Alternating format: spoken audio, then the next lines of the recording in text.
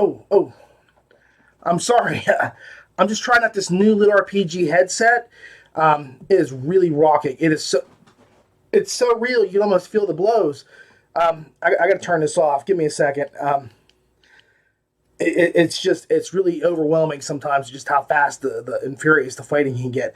I have to set it on like a low mode to be able to focus. So if we can do it like this, maybe I can get through the show with just a little bit of a lighter style, game going on as I'm doing this. So as we're going, if I get knocked out, forgive me. I am trying something here new. Anyway, hi, I'm Ray. Welcome to WRayRP in New Concord, Ohio, the new LitRPG Audiobook Podcast.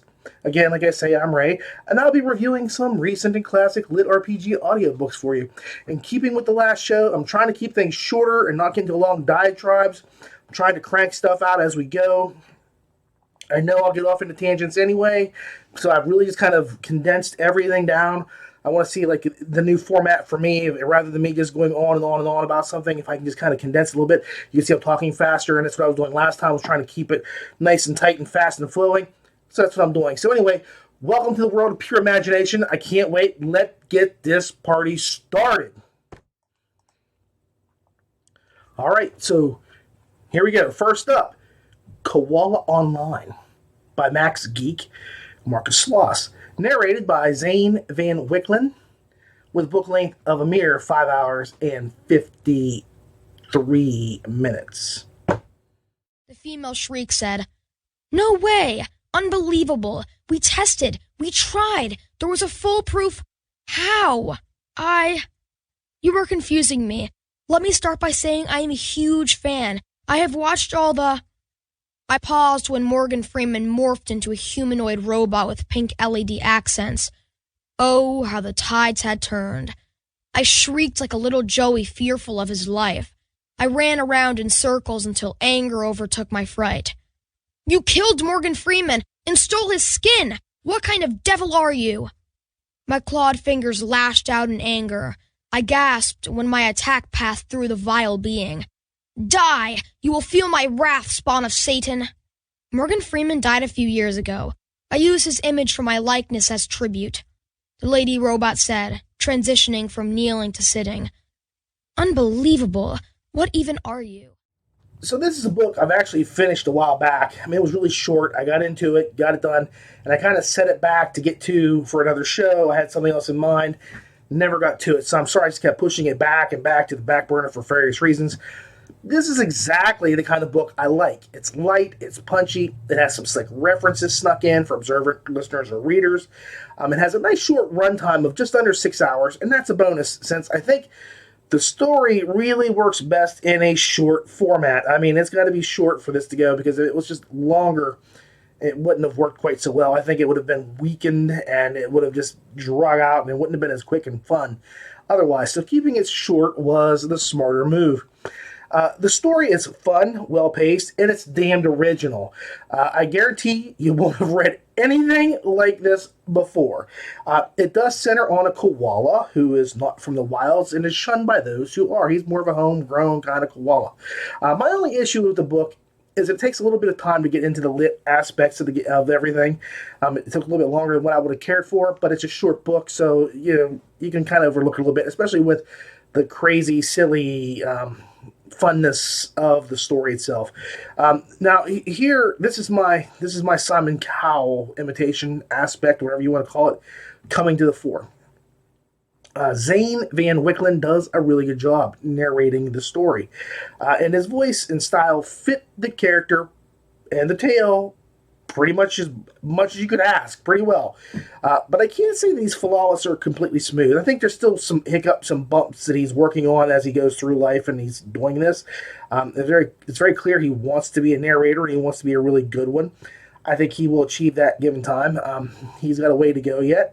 But just that said, he's better than a lot of the ones I've heard who've been doing this for years. So there is that.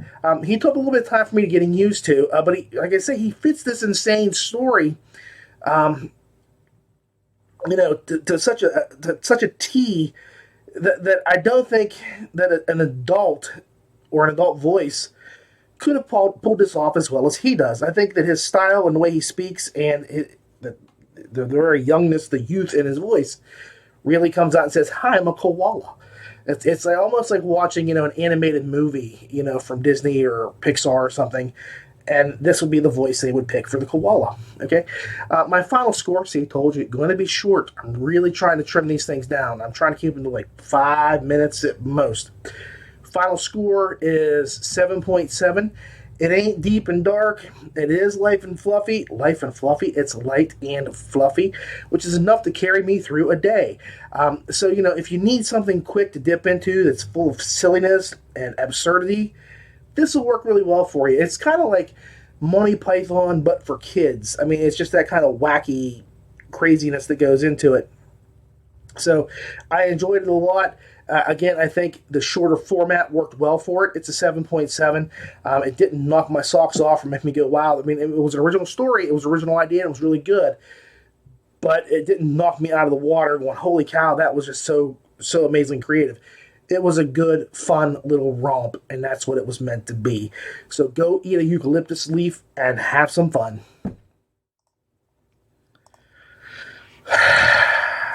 Okay.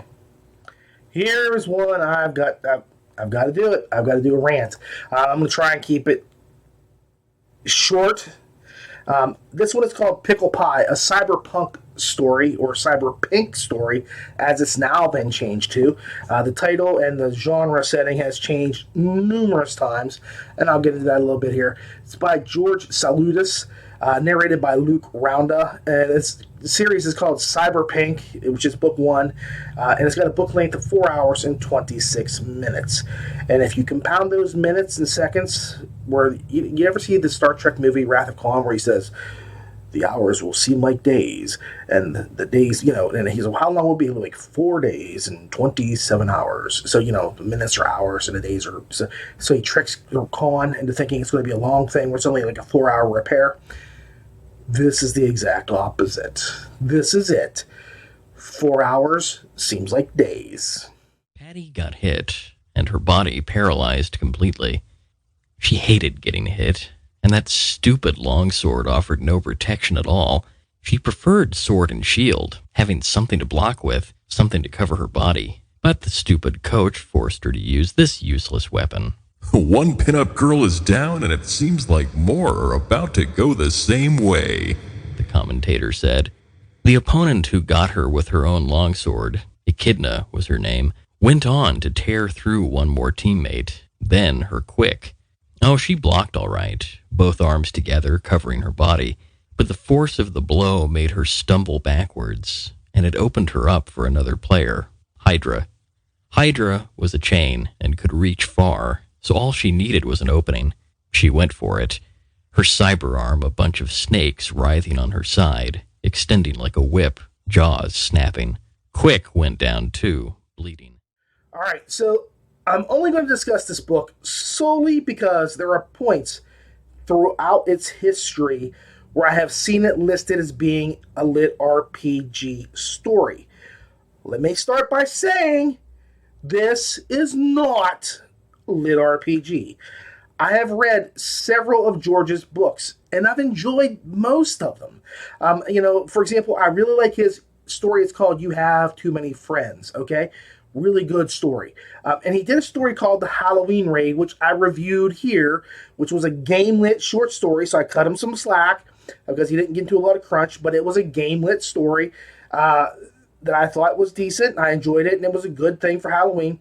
And I think that story sold well enough that he took a pickle here and rebrandished it as being lit just because he thinks that, like, everybody who does this is an idiot. They don't know what LitRPG is, so if you just call it LitRPG, it becomes LitRPG. For example, he sends out newsletters, and then in the first newsletter I got, it said, here's my new story, Pickle Pie, a LitRPG story. I got it, listened to it, and I was like, this is not lit, and I just set it aside. I said, you know what, I won't review this, I won't do it. But, this is a big but. So I got to say this really big, okay? It's big. But I have seen it on other sites where it is listed now as a LitRPG story again. And it fluctuates because sometimes it's a cyberpunk tale and sometimes it's lit RPG. There is still one place, I'm not going to say where it is because I'm not going to direct anybody to get this thing. I don't want it. Don't want you to get it. But you can go there. If you want the story, look him up. He's got a website.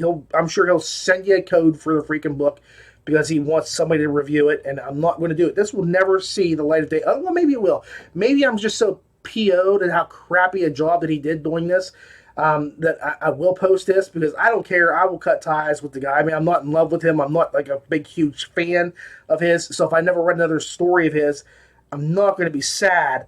So I don't even need to worry about that. And I just usually try not to do this to avoid hard feelings. But I think the world needs to know it's not LitRPG, and it's still being right now. It's in a section that is made specifically for LitRPG. Okay, now it's called Cyberpink, and that's because he's trying to do a play on, I guess, the modern atmosphere where you're trying to do like women's rights and women's lib and all that stuff, and however you want to turn it. I live in a really small town. We don't have anything happening like this like it's in the rest of the country. It's really weird. So I'm not sure the right terminology or how to phrase things sometimes. But instead of it being, let me just put it like this. It's about slave women cyborgs who play a game. I'll get into all that. But they, I guess because it's empowering to women, it's going to be a cyberpink story. So that's changed over for that. Okay, so it wasn't good enough for me a cyberpunk, and it wasn't good enough to be lit RPG. Now it's a cyberpink story, and he's not got one but two. The second one, as I understand it, which I have not read, is a really erotic story. This one here has elements like that as well. But like if you're looking for harem, this ain't it. If you're looking for really good naughty bits, this ain't it. It's just a weird little story that I would have said, you know what, it's a little off, and it's okay. It nothing amazing to me, but I just do not want to go into anything else about it. Okay, so it's even been listed on Audible, just so you know, on Audible as a lit RPG book at one point. In the title, it says like a lit RPG thing. So it's been like 4 or 5 spots where I've seen it, and I've wanted to talk about this for some time. I'm just now getting around to it. I don't know what it is. I think the other day I saw it and I just snapped. I'm like, you know what? I got to put a stop to this right now. And I hate talking bad about people. I really do. I hate it. But this comes off, but these are the facts, okay? It comes across like George is somebody trying to sell a bicycle, but he's calling it a motorcycle. That's, shape and form is there, but there's no comparison between the two. None, okay? And I think Halloween Raid did well enough. He figured he could just switch genres alone and that would sell it. Maybe it did, but it shouldn't have. Because if you're a lit RPG fan and you've read this and you're like, what the hell? Trust me, I'm there with you. All for it. I don't understand it either. I'm not even going to talk about narration. There is absolutely no point because I'm not going to talk about the story. The story is simple. It's not genius. It's not overwhelmingly original.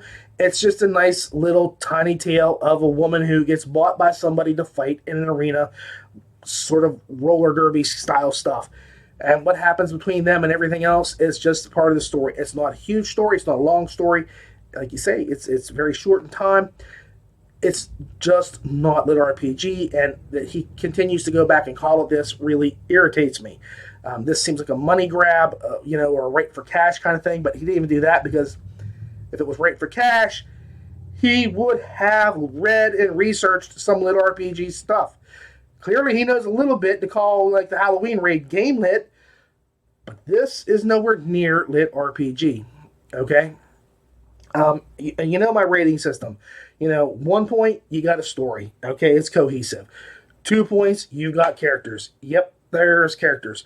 3 points, there has to be actually some sort of drama or tenseness. Yes. 4 points, I'm just going to say 4 points. He's met a lot of the criteria I have for a minimum story. So my final score is 4 stars. It's not lit RPG. It's mediocre cyberpunk at best. Is it worth your time if you like cyberpunk? Maybe. I don't know if you like it or not. It was not something that really held my attention or kept me wrapped, or I literally had to set it down every couple hours. and it's only 4 hours long, so maybe it wasn't really every couple hours. Maybe it was like every other half hour. I'd put it away for a little while and come back to it. When I first got this, like a year ago, okay, it's been a long time since I've gotten this. It was not engrossing at all. None of it, not one bit was engrossing. It did not make me want to continue the next story at all. Okay, so 4 stars, that's me being kind and generous because there is writing involved, there was a story, and so on and so forth. But is it worth your time, your effort, or your money? No, not even slightly. Don't bother with it. Thank you. My rant is done. Okay, so next up is Hunter's Dream Online Ascension by Jamie or J.R. Davis, narrated by Steve Campbell. Okay, 7 hours and 35 minutes length of listening. After scrounging out for nearly a year, I finally had enough money to get this damn Remtech visor for the release. It ain't always easy being a broke college student, but I have my ways. The thing was damn near twice the price of the other systems out there, but for this kind of immersion, it was worth it. Ever since high school, I've wanted to really experience that whole fantasy world deal. The fighting giant monsters, versing other players. Hell, even just being in another world seemed like a dream. When I found out about Hunter's Dream Online, it drew me in like a moth to a flame. Fortunately, the release date lined up with my school's fall break, so I have that going for me, which is nice. After a quick trip to our local gaming store, you know the one, I was back home, setting up and ready to rock. While it was doing its initial booting up, I skimmed the information packet that came with it. The last thing I needed was to be trapped in some damn virtual world or have my brain fried. Whoa. I mean, you want to talk about the dream team?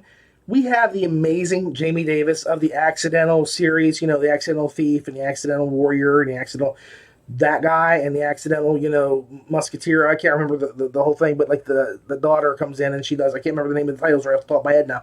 But they do a whole thing on the main hero for the first trilogy's daughter. He just comes in and knocks us out of the park. And then you combine that with the velvety vocal stylings of Steve Campbell. I mean, what is there not to like about this book? Honestly, I looked and couldn't find a thing. I loved it. I enjoyed it. The story is basically what feels like a weekend get-together with some of your old friends that you haven't seen in a while. And what do I mean by that? I mean, you just kind of get to chill and relax and enjoy yourself, listening to the story without all the work of having to build a relationship. I mean, it kind of comes together pretty quickly. In the book, that's what happens there. I mean, the characters just kind of fall into this group. It's real quick, but it's very easygoing. It's very easy, you know, very, very much a nice, hey, we just kind of did this. Can we go with the flow kind of thing? And it worked really, really well. The book is humorous. It's punny. It's well written and paced and has interesting characters. The book is not crunch heavy. Okay, just so you know it, it's not full of crunch, but you're still full of all the gaming stuff and the gaming satisfaction. The MC, Robin, opts to be a necromancer, and that class interpretation by Davis is a blast. I really had a fun time seeing what he did with that. The whole team dynamic works, even though they don't really know much about each other. The real issue here in the book is the griefers who do their best to make everybody's lives miserable. So you get like team fight, individual fight, and you get like the overall arching, we're going to crush this whole thing kind of fight. It works. It really does work. Personally, I think this is an amazing start to a great new series. I'm wondering why we don't have book 2 out yet on Audible. If we do, I missed it. I don't know. I picked this one up just because I said, you know what, it's Steve Campbell and Jamie Davis. And like I say, two of the nicest guys you will ever deal with in this community. I mean, Jamie is amazing. I've met him personally. He's probably the first person in the community I ever met live and in person. We were at Delaware, and we were doing the Dover Comic-Con. I was there as a visitor with my kids, and we ran into Jamie. I'm like, holy crap, it's Jamie Davis. And Steve Campbell is just this amazing narrator who, like, he's the friendliest cat. He is the most helpful guy. I mean, I know he helps writers in the genre. I know that he really works in this community of ours. Awesome dude. I mean, so, like, I just think that the melding of these two, like, for example, for me, I bemoan the fact that Jamie and Roberto Scarlato, another one of my favorite narrators, haven't gotten back together. Like Roberto did the first Accidental series, and he didn't do the second because it was more a female-centric lead. But if I don't get Roberto back, I can at least say I have Steve Campbell, and he just carries his story, man. I mean, he's amazing. So Steve busts his butt to bring us an intensely humorous and exciting tale with easily recognizable characters. I really feel like I never do Steve Campbell justice that he deserves, ever. Anytime I sit down to do this, I can say, well, Jeff Hayes is my favorite narrator, and, there's Annalise Rennie, and then there's Andrea Parsnow, and I have, this or that. And I don't know why, like, Steve is not like one of my top, boom, let's get right to it, because he does a lot of series that I've loved. And I know he's really huge in the community.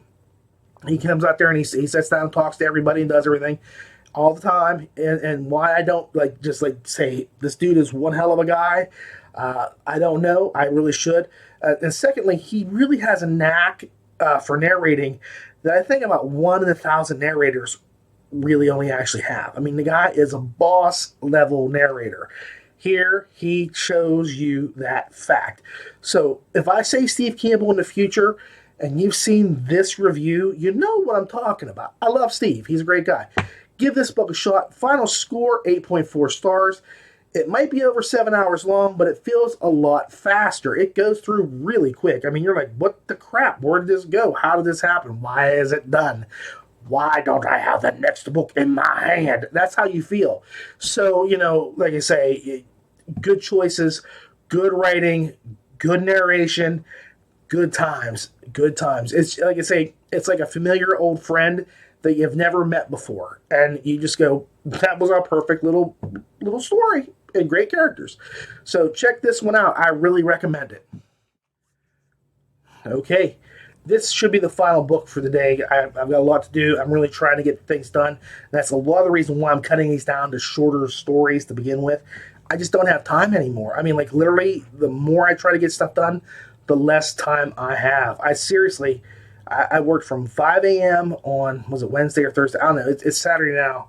5 a.m. and until it was 11:30 that night, and I didn't get home until almost 2 o'clock in the morning, technically. So even though I got done working around 11:30, I still had to make it back home and to go to bed. I didn't even get to eat dinner that day. So I'm trying real hard to get this show out for you all. You just don't know. I'm trying to get a lot of stuff accomplished. It's very difficult. So I'm doing everything I can as quickly as I can to accommodate, because I love my audience. I love the people here. Love the community. I want to share. So with that being said, the next book in this review section is, that's right, Viridian Gate Online, Darkling Siege by James Hunter, narrated by Armin Taylor, with a book length of 15 hours and 47 minutes. The floorboards were heavily stained and covered in a loose layer of dirty golden brown straw meant to absorb the slush and mud from the wet roadways. I'd seen the same setup in just about every bar, tavern, and inn I'd visited over the past few hours. A brunette imperial woman in an incredibly sheer gown swayed on a cramped stage, singing an upbeat drinking melody while a thick-set imperial man accompanied her on a worn fiddle. Rough-hewn tables filled most of the bar, and those tables were packed with bar-goers and patrons looking to escape the cold, get a hot bite to eat, or gamble away whatever money had recently found its way into their pockets. There was a lot of the latter going on. Men and women, though mostly men, packed in around tables where dice rattled, cards slapped, and coins clinked as they exchanged hands. We finally hit the penultimate chapter in the VGO saga, and things are looking really grim for Jack. Grim for Jack and company. The book opens and closes on very different notes. They are night and day. It illustrates just how quickly life and circumstances can change in just a few short hours or a day or so. Because sometimes you can have a really morose and heart-wrenching event, and then the next minute you can have a really joyous event happening in your life. or vice versa. So there's a lot of stuff that happens in this book. There's a lot of things. I'm glad I'm keeping it short because no way could I keep up with everything. I don't want to detail it, and I don't want to do spoilers. So there are a few revelations that are finally made as Grimjack tries to save his relationship with Abby. Yes, they are going through some issues. Grimjack is kind of distancing himself from her for her sake, for her safety, so that she doesn't feel any pain or agony if something happens to him.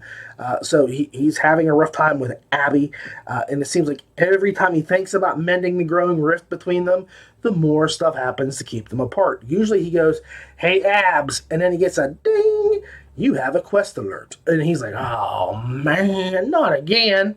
Can I catch a break?" And no, he can't. He really can't, because they are getting towards the end of the story arc. It's coming. Like it or not, you've got one more book. Okay? So, things happen to keep them apart. Meanwhile, outside of the soap opera that is Abby and Jack's life, things are looking bad overall for the Crimson Alliance. For example, they have to figure out how to break into an unsiegeable city, and then break into another part of the city that can't be broken into at all, and then maybe do something to force Thanatos to yet another hidey hole that will kind of pen him in and back him up to a place that he can't go any further from. The story is totally unrelenting, and the only break that it seems like the heroes get is when they decide to go build some houses for fun. Well, I mean, really, it was for some refugees to have homes too.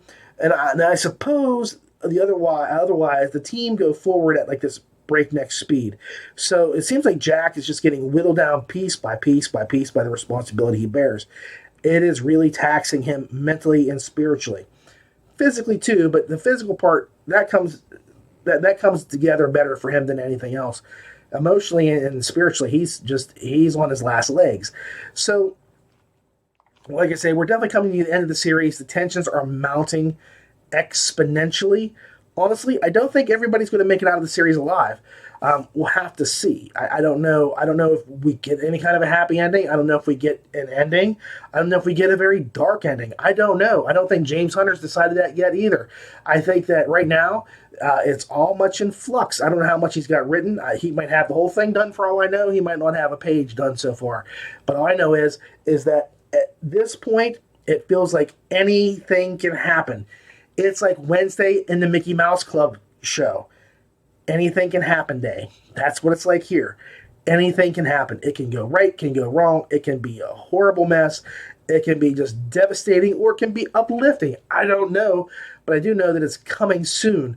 So read this and then get yourself caught up if you haven't, and then read this. Because when you get to the ending, you're going to want to get it as soon as possible, and you don't want to be like, I don't remember this happening or that happened. Where am I at in the story? You want to get to it as fast as possible. Just kill it. Because this one here, it was fantastic. I was just like, the whole time I was on the edge of my seat. So, I don't know. I don't think we're going to get a big happy ending. I don't think everybody's going to make it out alive. If I had money, I got $3. I'm going to say that somebody dies. And I don't want to say who, because I don't want to influence James. If he watches these reviews, I don't want him to hear who I think it's going to be. Because then if he does, and he's like, well, I'll get $3. Oh, no, I can't afford that. I'm a poor guy. So anyway, Armin, I was getting to the narration. Armin Taylor continues crafting a vocally visual world that is scarily impressive. From Hunter's fingertips to Taylor's lips, this story is told like a Grecian myth around a campfire. I like Taylor's style. I don't know what else to say. It's gripping, and it brings to life every character that he plays. And it's funny because I can listen to Armin do this series, and then I can jump over to Chris Carnes, where he does narration there. And sometimes there is a little bit of a crossover between a voice here or there. There's only one time I can say that's Cutter talking in the other book, and it's fine. It's fine, but I don't hear that anything, and I don't hear that for anything else other than if he's using his regular voice, and you can say, well, that's Jack, but that just sounds like it's Armin's regular normal talking voice. he really does his best to keep everything separate. And I think probably if you want to know my favorite character voice that he does, it's Erat from the Carney book. Erat is just the way he does his stuff is so funny. And I don't think it would work as well on a page as it does vocally. For me, in VGO, I think that Taylor really nails Cutter. I love Cutter's voice because to me, I always get like Cutter has this cocky Mick Jagger style swag about him, the way he does stuff. I don't see Keith Richards at all. I see, the bobbing of the head and the walk and everything about him. It just tells me he is Mick Jagger, especially the way he talks. But I think Armin he does everything he can to make that story come to life. And I think he succeeds 100% of the time. He's one of these guys that we're lucky to have him in this business because he really does do well. Final score, 8.5 stars. I don't know where it's heading, but the finale is going to be absolutely killer. I've got no doubt about that. I don't know what's happening. I don't have a main line to James Hunter. We don't talk on the phone. We don't send each other little heart-to-heart emails and stuff like that. All I know is that it's going to be one hell of a ride, and it's going to be a massive conclusion. I don't think you're going to see some of the stuff coming that he's going to do. I think he's going to flip your expectations. I think that, for example, I think Thanatos and Abby are going to get married. Yep. And, who knows? We'll see. We will see. So anyway, I think that you just have to kind of wait and see what's going to happen. But it's happening soon. So get this book, get caught up, keep it in mind because the next book will be out, I'm sure, shortly. So enjoy it. It's worth it. 8.5 stars. Well, I hate to say it, gang. That is the end of the show. Thank you very much for watching, everyone. We, as always, appreciate you taking the time to watch or listen to the show below. If you want to support us, you can like the LitRPG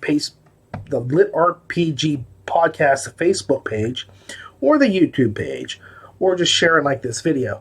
I really hope you've enjoyed the show. I'm hoping you're liking the new format where I'm kind of keeping it more condensed and fast-paced and just going along. I'm trying really, really hard not to go off on a rant, although I probably did that once or twice already without even thinking about it. So please leave suggestions in the comment section below. Feel free to tell me whatever you like. I enjoy the feedback. Remember, you can follow us on Facebook, Twitter, YouTube, iTunes, Google Play, and Stitcher. And so, as always, thank you. Leave a review whenever you can, and keep listening.